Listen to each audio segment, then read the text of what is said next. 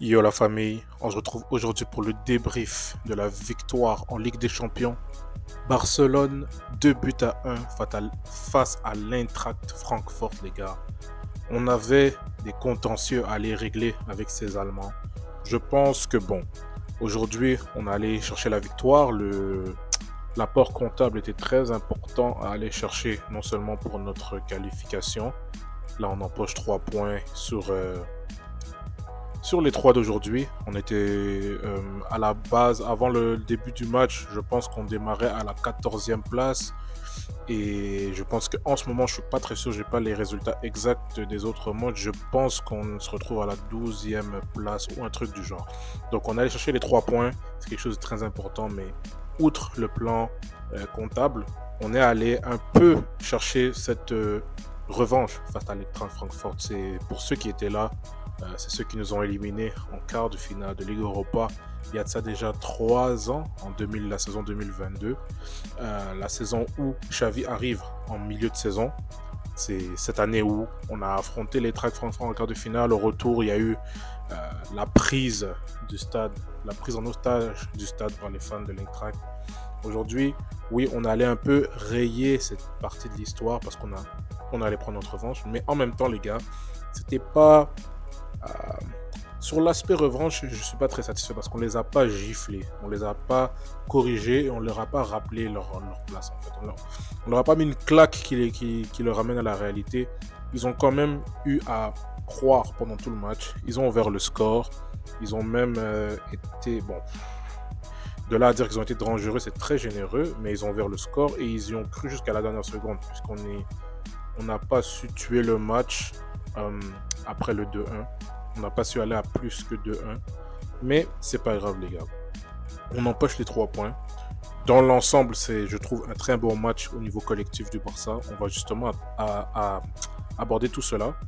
Je veux d'abord féliciter, euh, tout d'abord, ça n'a pas vraiment rapport au match, mais je veux féliciter Hansi Flick juste pour avoir été capable, depuis les quelques derniers matchs, de réinstaurer un peu la mentalité au Barça. J'ai l'impression de retrouver un peu un Barça qui est concerné. Depuis le moment où Flick avait dit, il nous avait euh, garanti en conférence de presse que on va revoir un Barça, on va voir un meilleur Barça dans les prochains matchs, et c'est effectivement ce qui se passe. Aujourd'hui, je suis très très satisfait du match dans l'ensemble, c'est-à-dire par rapport au pressing, par rapport au jeu, par rapport à la maîtrise du ballon et tout. C'est vrai que l'Eintracht a refusé le jeu, littéralement ils étaient à 10 derrière, ils jouaient en 6-3-1. C'est du pas que c'est du jamais vu, mais c'est du jamais vu quand tu veux aller au haut niveau. J'ai l'impression que les équipes ne se font plus vraiment ça face au Barça là. Depuis un certain nombre de temps, les équipes ont pris l'habitude de soit nous chercher haut pour nous provoquer, c'est-à-dire quand ils estiment qu'on est prenable, ou sinon, oui, ils jouent bas, mais ils jouent pas à 6 derrière, ils jouent peut-être avec leur formation, mais ils descendent et ils essayent d'exploser. Là, eux, aujourd'hui, ils ont essayé d'exploser, mais en vain. Genre, c'était vraiment, vraiment, vraiment, vraiment pas efficace. Je trouve aussi que le piège de hors-jeu a bien été utilisé aujourd'hui. On va aborder justement ça dans les points positifs de ce match. Je vais commencer, comme à notre habitude, les gars, par aborder les points un peu plus négatifs de ce match. C'est pas vraiment des grands points négatifs parce que, comme vous le savez, je trouve que c'est un très bon match. Mais comme à l'habitude, j'ai l'impression, le fait d'encaisser les premiers buts et le fait d'encaisser, bon, on n'a pas encaissé à la 3e minute, on n'a pas encaissé sur la première occasion de l'équipe adverse, etc. C'est pas symptomatique d'un manque de concentration, mais le fait qu'on encaisse le premier but, c'est quand même quelque chose que on veut éviter. Je trouve que on couvre pas le hors-jeu, ça c'est clair puisqu'il marque, mais je trouve qu'il a été un peu laxiste sur cette action. Mais en même temps, les gars, comparé aux autres matchs et comparé au reste du match, le fait qu'on a très très bien géré selon moi cette ligne de hors-jeu, c'est très minime. Pour ce qui est du deuxième point négatif que je veux euh, solliciter dans ce match, c'est peut-être juste un peu le match de Lamine Yamal. Pas pour dire qu'il a fait un mauvais match, il est passeur décisif au final, le rapport comptable montrera qu'il a fait un grand match, mais dans le match, j'ai l'impression que je l'ai vu un peu euh, comment dire, hors tempo. Il y avait beaucoup de passes qu'il faisait soit en retrait ou il jauge mal la course, ça arrive derrière le joueur, on perd des ballons comme ça, des touches un peu ratées. Je trouve qu'il était un peu hors tempo dans ce match, mais il n'a pas fait un mauvais match non plus dans l'absolu.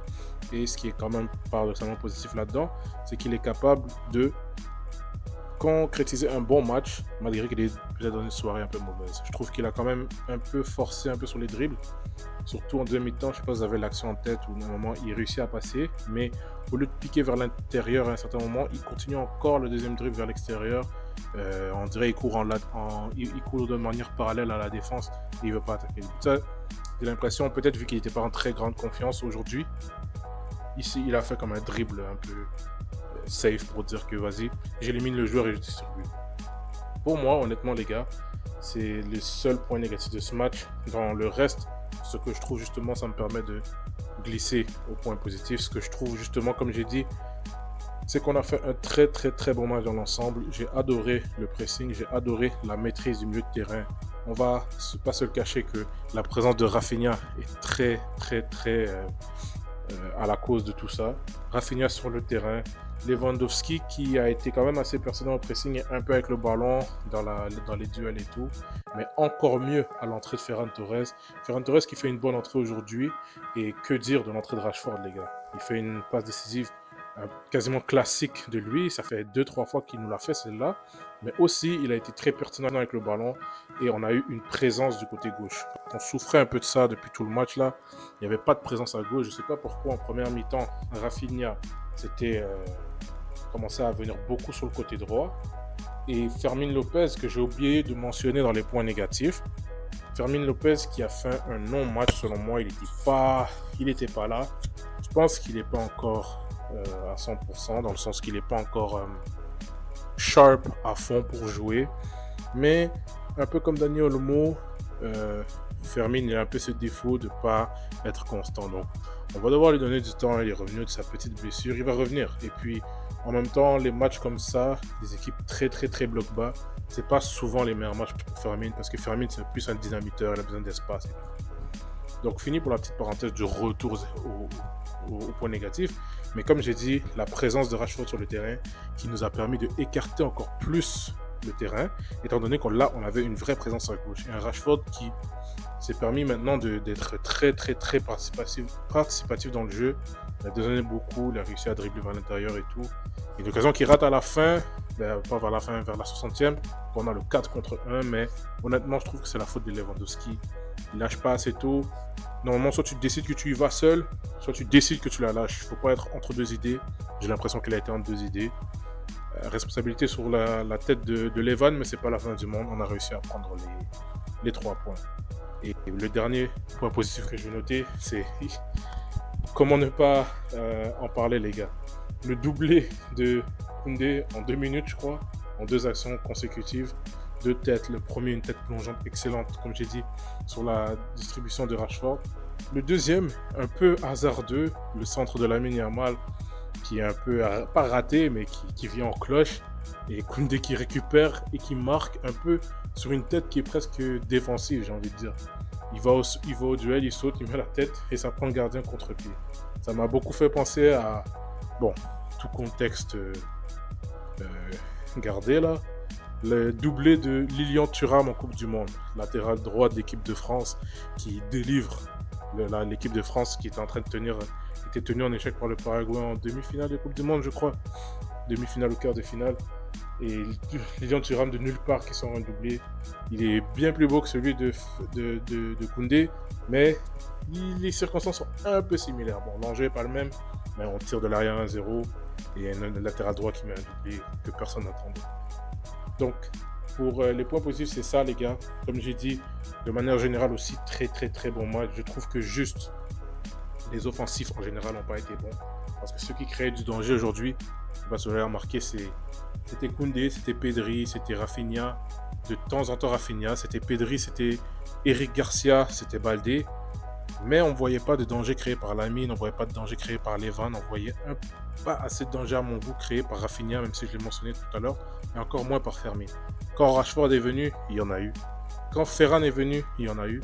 Et très bonne entrée de Jong, très bon retour en rythme, les gars. Pour terminer là-dessus, je vais voir un peu la note des joueurs. Moi, pour les gars, pour savoir, moi je suis sur l'application Match en direct. Excellente application, by the way, les gars. Il n'y a pas de placement de produit ici, c'est juste vraiment un coup de cœur de ma part. Moi, ça fait plus de 10 ans que je suis cette application. Je vois que récemment, il y a beaucoup de créateurs de contenu qui la partagent, mais honnêtement, elle est top. Pas de, selon moi, aucun défaut. Il y a même certains matchs que vous pouvez entendre le commentariat en radio si jamais vous n'avez pas accès à un streaming. Donc pour commencer, on voit Joan Garcia avec un 7.0 et j'ai oublié de parler de lui. Il fait d'excellentes sorties, surtout ses plongeons pour venir intercepter les centres. À la fin, il en fait un qui est très crucial. Très bon match au pied aussi de Joan Garcia. Il fait des arrêts sur la frappe. À un moment, il y a Sriki, le Tunisien, qui met une frappe en première intention. On pense qu'elle allait rentrer, mais elle est hors cadre. Mais Joan Garcia est là. Je pense que si elle était cadrée, il a dévié. Donc, très bon match de sa part. Koubarsi et Gérard Martin qui commencent à s'installer comme une paire en arrière. Bien que je ne pense pas qu'on peut leur faire confiance sur la durée, sur les gros matchs, parce qu'ils sont encore très jeunes. C'est un poste avec le gardien de but qui demande beaucoup de maturité. Respectivement 7.5 pour Koubarsi et 7.3 pour Gérard Martin. Malgré son carton jaune, un très bon match de sa part. Il y a quelques petits détails techniques qui restent à améliorer, mais pour le moment c'est très bon. C'est une paire que je pense qu'on peut utiliser jusqu'à ce qu'on arrive dans les grandes échéances, en espérant aussi qu'on aille chercher un défenseur cet hiver, un défenseur gaucher. Mais très satisfait de ce match et très bon pour la confiance de Gérard Martin. Je trouve qu'il se développe beaucoup et il a une marge de progression très grande, les gars. Baldé, qui est noté à 6.8, selon moi, devrait être noté un peu plus haut parce qu'il fait un bon match. Selon moi, il est parmi les hommes du match. Koundé, qui, avec son doublé, qui est noté à 10. Honnêtement, outre ses 2 buts, j'ai trouvé son match assez normal. Mais vas-y, c'est lui qui nous donne la victoire. Donc, homme du match, Koundé, 10 sur 10, bravo. On a Eric Garcia qui est à 8.2, mérité, soldat, qui commence à s'installer au milieu de terrain. Ça va être très intéressant de voir. Est-ce qu'il n'y a pas moyen de partir sur une pointe basse, un 4-3-3, pointe basse, avec Pedri, Eric et Frenkie de Jong? Est-ce que ce sera possible, les gars? Par contre, au Barça, vous le savez bien qu'avec Flick, on joue avec un 10. Mais j'aimerais bien voir ce milieu point de basse un jour avec ces trois-là. En tout cas, les trois sur le même 11. Et rien ne nous empêche de voir Pedri monter un peu en 10. On l'a vu avec l'Espagne, il est très capable de le faire. Et tout. Donc les gars, 8.2 pour Eric Garcia, 7.6 pour Pedri. Pedri aussi, je pense qu'il est dans son habitude, mais il fait mine de rien un bon match. Rafinha qui est noté à 6.8, ainsi que Fermin Lopez. Je pense que ça c'est représentatif de leur match. Selon moi, Rafinha devrait être noté un peu plus que Fermin, parce que Fermin fait un non-match à mes yeux. 6.9 pour Lewandowski, 8.1 pour Lamine Yamal, passeur décisif. Je pense que cette passe a beaucoup stade-pad un peu sa note. Pour les entrants, on a par la suite Ferran Torres qui a 6.8, donc il fait un bon match. Rashford qui a 8.1, ça aussi c'est très bien représentatif de son entrée. Il a été décisif et puis il a fait un très bon match. Frenkie de Jong qui a été noté à 6.7, selon moi je l'aurais peut-être mis un peu plus haut, peut-être à 7.0.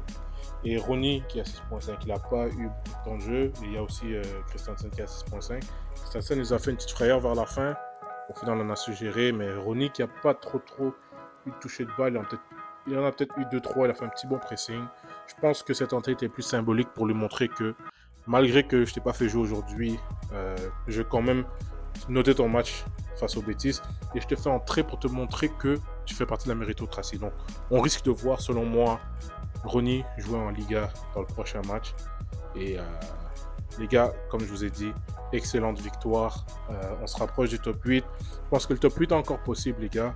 Il nous reste 2 matchs. Il nous reste Slavia Prague et Copenhague. Je ne sais pas lequel sera au Camp Nou, lequel sera à l'extérieur. Ou est-ce que les deux sont au Camp? Je ne sais pas. Mais je pense que normalement, s'il n'y a pas faute professionnelle, on doit aller chercher 6 points sur 6 et qu'on pourra atteindre le top 6. Il faut aller vraiment concrétiser, casser les cages là-bas, marquer des buts pour augmenter notre score. Parce que j'aurais envie qu'on évite les barrages pour nous éviter des matchs en janvier, pour nous permettre de nous reposer et puis de ne pas avoir à enchaîner Super Coupe, Coupe du Roi, Ligue des Champions en janvier. Alors on connaît le mois de janvier, donc idéalement aller réussir à marquer beaucoup de buts et aller marquer des points là-bas. Aller prendre 6 points sur 6, c'est l'objectif. C'est impératif, les gars. Sinon, on va devoir passer par les barrages. Donc, on se retrouve, les gars, très bientôt pour la suite. Il y aura le match du Real Madrid demain. Le Real Madrid dans sa situation qu'on connaît, qui reçoit Manchester City. Peut-être qu'il y aura un débrief si jamais les choses se passent bien, si vous comprenez, si vous voyez ce que je veux dire. Mais sinon, les gars, on se retrouve très bientôt pour la préparation du match de Liga. Je pense qu'on affronte Osasuna. Je suis pas sûr, les gars. Je pense qu'on affronte Osasuna. Il faudra voir. On va préparer ce match qui arrive. Et les gars, c'était tout pour aujourd'hui. Comme on en a l'habitude, les gars, je vous dis à très vite. Et je vous dis à bientôt. Et comme on le sait tous. Visca el Barça! Visca Catalunya! Visca el Barça, sempre. Visca el Barça i visca Catalunya!